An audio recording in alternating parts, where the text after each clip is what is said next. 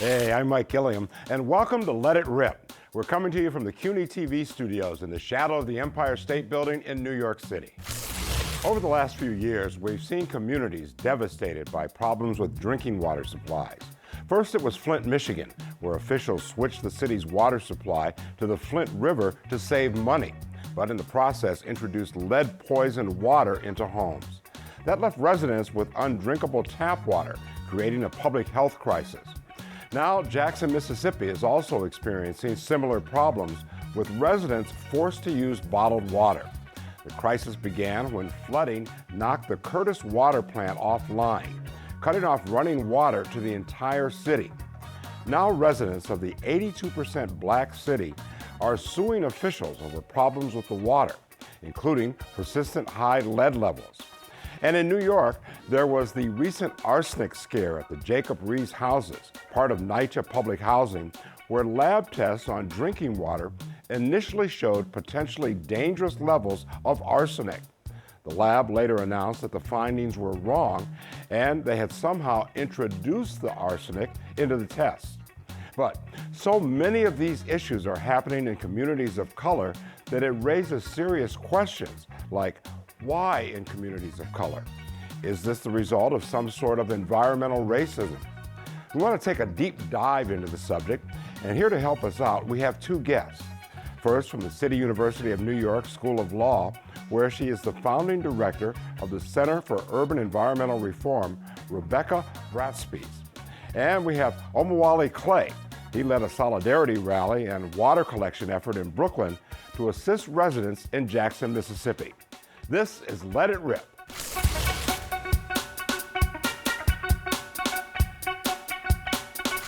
Omowale, let's start with you. Do you think that it's a coincidence that these examples are happening in communities of color, or is there something else going on here? This environmental issue happens in a broader context. And, spending a lot of time during human rights work at the United Nations, one of the things that was coined by us a number of years ago was actually black communities in the United States really represent collectivities of underdevelopment. If you look at the situation with many of our communities, you can parallel them to underdeveloped countries and that relationship between a former colonizer and a former colony. And so we're not surprised by these things. In fact, there's a history of them, of these kinds of environmental crises that go on in our community, which are really direct results of the underfunding, the lack of priority and focus on the quality of life of black people in this country. And so, as I had said earlier, one of the things that happens in Harlem years ago, people in Harlem didn't know that trucks were passing through Harlem with radioactive waste. Why through Harlem? Why not through the Queens Midtown Tunnel? Why not over the Triborough Bridge? You know what I'm saying? Mm-hmm. So a lot of these things become uncovered when it's crisis time, as you mentioned, with Flint and now with Jackson. And I think one of the critical things has been the underfunding of structural issues, not only nationally across the United States, because they're not popular things until they become crises, but particularly to our communities, which I continually want to say are actually collectivities of underdevelopment. Our communities have been underdeveloped, and oftentimes they don't become a priority until other communities, basically the white community, decides to take them over. Then they become a priority, and it's usually through the ethnic cleansing of our communities. Rebecca, explain to us a little bit about environmental racism and how it affects communities of color, the black community. So there are three dynamics at play here. The first is structural racism, which is the underlying way that government has segregated our communities through historically through redlining and through allowing restrictive covenants that produce the segregated neighborhoods that we live in conjunction with gerrymandering to reduce the power of the electoral power of people who live in these segregated communities, the black part of it anyway, the black and brown part of it, and amplified the power in white communities. And then on top of that, mass incarceration and over-policing stripped far too many black and brown citizens of their right to vote. Then on top of that, we have what's called environmental racism, which is where's the polluting infrastructure? Where are the highways? Whose neighborhoods are burdened by the polluting activities that produce benefits elsewhere? Then on top of that, we have the third layer, which is environmental injustice, which is how inequality in terms of enforcement, inequality in terms of investing in community benefits further drives that cycle. So what we're seeing here in Jackson, Mississippi, and what we saw in Flint is what Dr. Robert Bullard, who's probably the most famous environmental justice scholar, called infrastructure apartheid. And one of the things that they often mention is something called Jim Crow pipes. Wally, have you heard that phrase? Jim Crow pipes? Yeah, meaning that the pipes were built back in the Jim Crow era, and in fact, they really aren't taking care of the communities. No, I hadn't heard that term, but it's certainly fitting. I want to go back to this fundamental point that this attack on our environment is indicative of the whole nature of the relationship of the Black community to America. And so you can't really separate them, because if you separate them, you never get at the essence of what is this about. The drive for capitalistic profit is such that that which can be maximized is maximized at other people's expense. And for Black people in this country, our relationship has really almost been one of a colonial relationship. And so it's not surprising. It's horrific, it's crisis, it's terrible, but logically, it is not surprising that wherever you can dump dangerous and toxic chemicals, it's in our neighborhoods. Wherever you can fail to redo and refurbish the infrastructure, it's in our neighborhoods. And so the racist part of it, it gets covered that it's really a national question for Black people in this country. It's really a national, that's why I said it's underdevelopment of our communities. If we go to the education system, if we go to the transportation system, whichever one you want to go to, they're all indicators of our communities being underdeveloped. And so we don't pay attention to it in terms of essence until there's a real crisis. When there's a crisis, everybody says, whoa, Jackson doesn't have any water. But if you look at the history, this was inevitable. It was actually inevitable, and it will occur in other predominantly Black cities and towns around the country, because the focus of the country is not on infrastructure. The way money is made in this country is now finance. So industrial development and those kind of things are secondary. And so these things are logical in that sense. Yeah, well, the mayor of Jackson had actually used that phrase about Jim Crow piping. And one of the things that's happening there is the fact that the city is now 82% Black, 82.5% Black, and many have moved out, and the tax base has shrunk, so they haven't done this work. How do you fix something like that? I mean, that could be a problem, as Amawali said, that could happen all over the country. Well, is a problem that's happening all over the country, and Amawali is exactly right that this is the extraction of value from Black communities and the imposition of burdens on Black communities. And the tax base is driven by those structural racism issues that we were talking about who lives where. And going back to this idea of Jim Crow pipes, in 1960, Jackson was a majority white city. But as the Civil Rights Act was passed, people were either fled or were persuaded to leave, and it changed the dynamic of the city, but it also changed the state's willingness to invest in the city and the federal government's willing to invest in the city. It took the governor a week to declare a water emergency. The governor's making jokes about this. It took him a week to declare a water emergency, and that really matters because the federal government under the Stafford Act can't send aid without the governor declaring an emergency. He let people go for a week without water to flush their toilets, to fight fires, to drink, to feed their children. It's an outrage. I don't understand why people aren't more outraged about this. Well, I'll give you another thing that people could be outraged about, and that is Hall of Fame quarterback Brett Favre getting $5 million to build a volleyball stadium when the people don't have water to drink. I want both of you to weigh in on that. What do you think, Amawali? Well, it just shows you the lack of power that you actually have. Here's resources going to a volleyball stadium, and here's a crisis where people cannot use toilets, they can't drink, they can't cook, they can't do all of that. It's the priority. Now, had Jackson exploded in a rebellion, the whole country would focus on it. And given how the country is split now, some people will say to nuke Jackson, and other people will say to give them what they need, to show you how things are developing in the United States right now. But the question is, the water crisis brought people there. Had it been a rebellion in Jackson, oh, the focus would have been there. I want to hear Rebecca on that as well. What do you think about this Brett Favre allegedly getting this $5 million to build this volleyball? You know, the people who talk the most in this country about the need for the rule of law and about how people should stand up for themselves are the first to be taking money from the government, money that's intended for people, and using it for their own personal use. It's an outrage. That's going to have to do it for right now. Hopefully, they'll be able to clean up the problems, but it could take quite some time. I want to thank our guest from the City University New York School of Law, where she's the founding director of the Center for Urban Environmental Reform, Rebecca Bratspies, and Omowale Clay, who has been active in the Brooklyn community in support of the people of Jackson, Mississippi. Thank you to both of you. We're going to take a short break. When we come back, the Brooklyn District Attorney makes a major announcement that could change lives. I'm Mike Gilliam, and this is Let It Rip. You're watching CUNY TV, the City University of New York. Welcome back. I'm Mike Gilliam, and this is Let It Rip.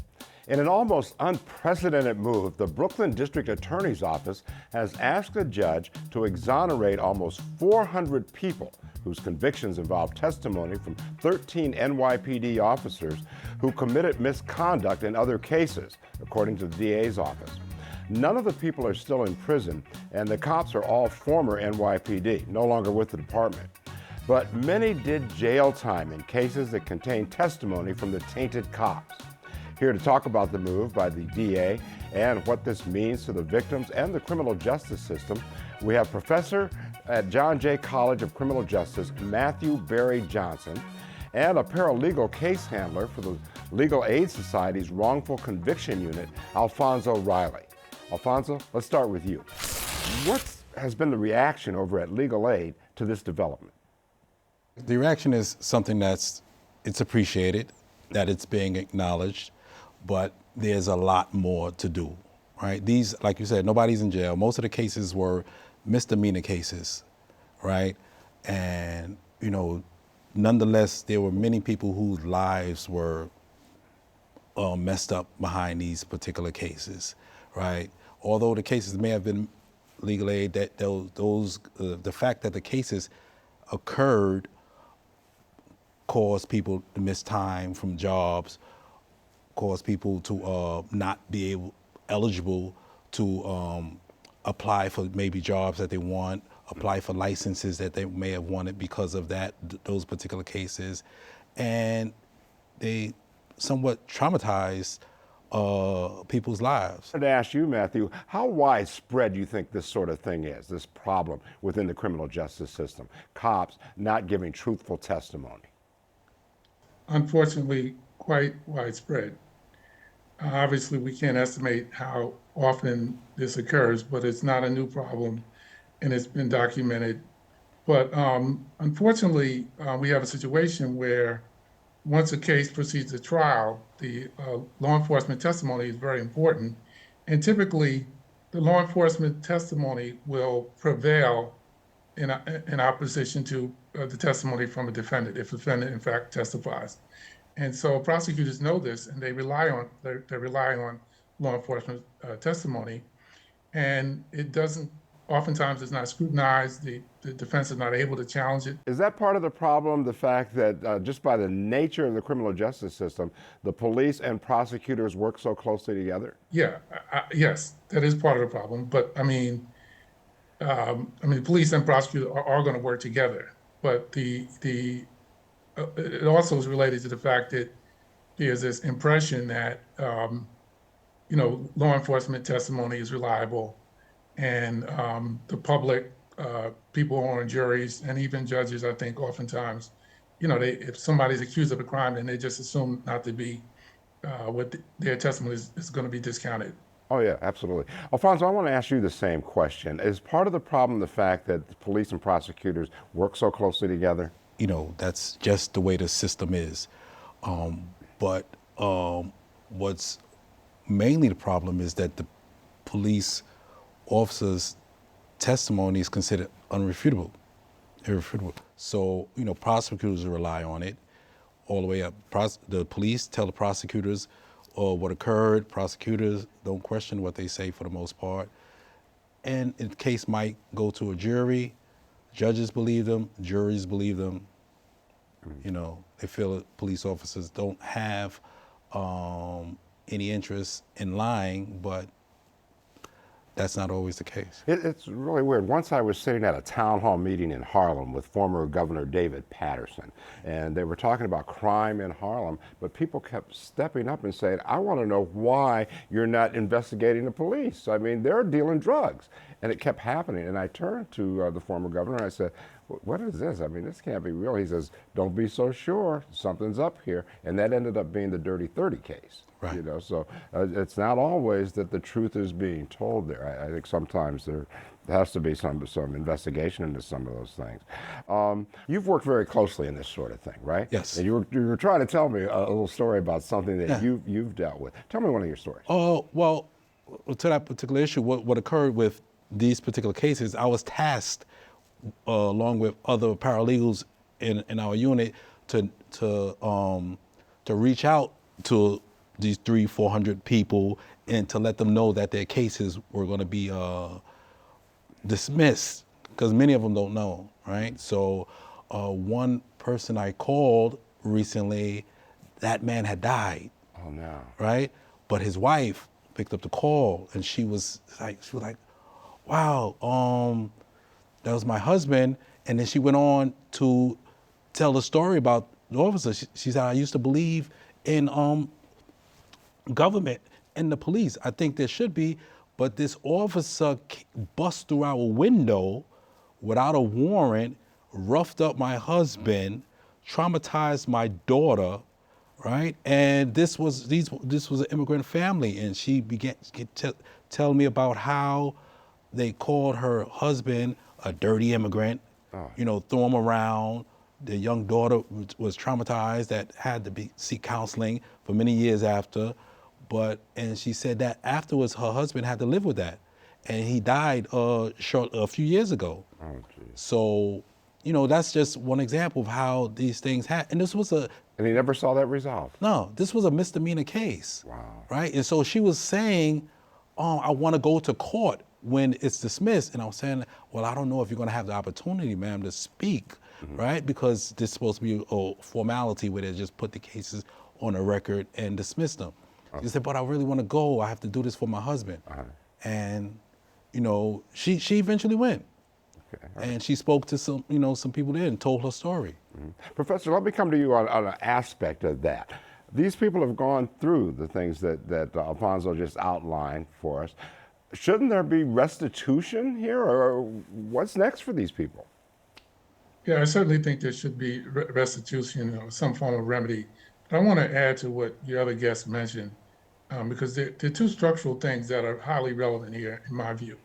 One is that up until recently, there's been some reform, I think in the last 2 years. But up until recently, the discovery rules in New York State were such that the defense did not have an opportunity to review the prosecution's case until it might be like 48 hours before they had to begin trial. So not unless it was a very simple case, that's not sufficient time for the defense to be able to look at the witnesses the prosecution intends to call and to challenge or do additional investigation regarding that testimony.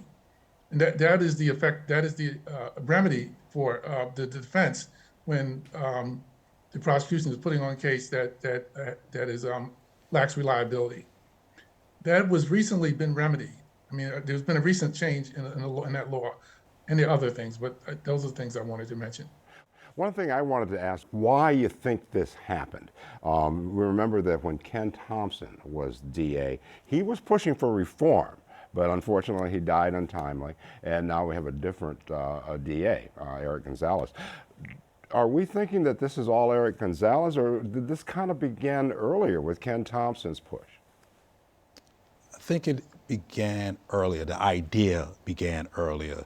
The fear of public, outcry began earlier. Okay. Where you had a district attorney who was bold enough to say, "Let me look into these cases because obviously something is wrong." And that's not an easy thing to do. That's not an easy thing to do at all. So Ken Thompson was that person in Kings County to do that. And, there was, a couple of dozen cases, felony cases, many of them homicide cases where people were wrongfully convicted, right? And they didn't dismiss those cases easily. Right. They really investigated those cases, and the district attorneys concluded that these guys were wrongfully convicted who had spent decades in prison. So, it began a little before Eric Gonzalez. Thank you, Alfonso. It's good to finally see some action on this and the exonerations. I want to thank our guests, Professor at John Jay College of Criminal Justice, Matthew Berry Johnson, and a paralegal case handler for the Legal Aid Society's Wrongful Conviction Unit, Alfonso Riley. Thank you to both of you. We'll take a short break, and when we come back, we'll talk a bit about the handling of migrants by Southern governors. And we'll have a musical performance by JNR performing Walk on Water. Stay with us. I'm Mike Gilliam, and this is Let It Rip. You're watching CUNY TV, the City University of New York. This is Let It Rip. I'm Mike Gilliam. Time for some final thoughts. The midterms are upon us, and almost like clockwork, as soon as there's an election, there's an immigration crisis. We've seen it before. Caravans of migrants heading to the border. Trips to the border by politicians. Usually these things are used by Republican candidates to gin up their base. This time the push has been orchestrated by two Republican governors, Greg Abbott of Texas and Ron DeSantis of Florida.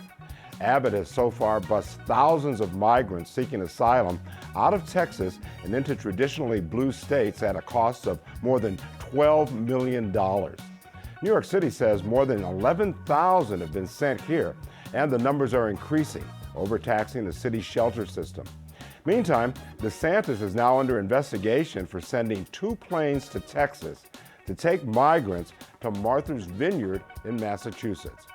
Abbott also sent busloads of migrants to Vice President Kamala Harris's residence in Washington, D.C.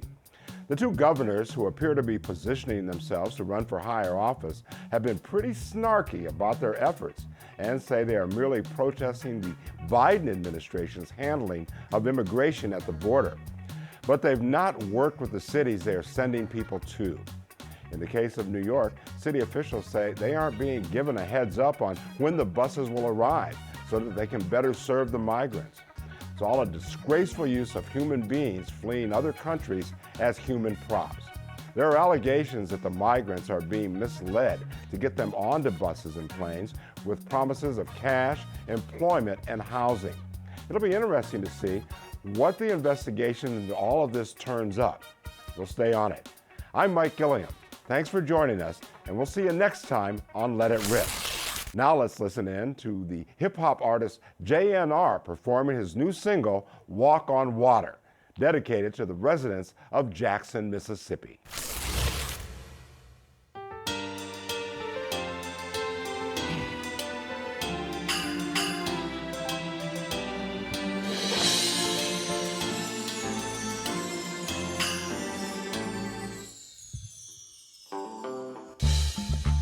I can walk on water, yeah. I can travel through the fire, yeah. I can do anything but make you listen to me. Listen to me, please. And I can walk on water, yeah. I can travel through the fire, yeah. I can do anything but make you listen to me. Listen. I set fire through the storm, even though I may be wrong. How you betray me? Look what you made me, yeah. Fire through the storm, even though I may be wrong. How you betray me? Look what you made me. I can go to war with an army, and I can walk on water, and I can travel through the fire, and I can walk on water.